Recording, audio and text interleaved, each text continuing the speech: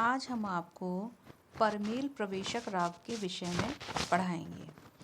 जैसा कि आपको नाम से ही पता चल रहा होगा, परमेल, पर माने दूसरा, मेल माने थाट, प्रवेश माने प्रवेश करना।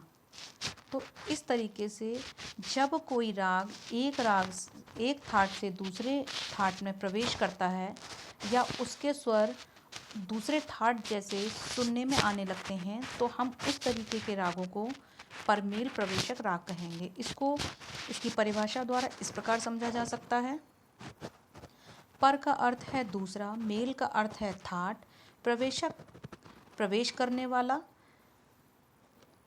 जो राग एक थाट से दूसरे थाट में प्रवेश करते हैं उन्हें परमेल प्रवेशक कहते हैं। इन रागों में दोनों ही थाट के स्वर पाए जाते हैं, यानी कि जो हम पहले राग गा रहे हैं उसके स्वर भी होंगे और दूसरे स्वर भी होंगे। इन रागों का गायन समय जब एक वर्ग से के थाटों का समय समाप्त हो जाता है, होने लगता है, और दूसरे वर्ग के थाट का समय आरंभ होने लगता है, के बीच में या आसपास गाया जाता है। ये राग जैसे कि एक आपके सिलेबस में राग जयजयवंती एक परमेल प्रवेशक राग है। यह खमास थाट जन्य राग है।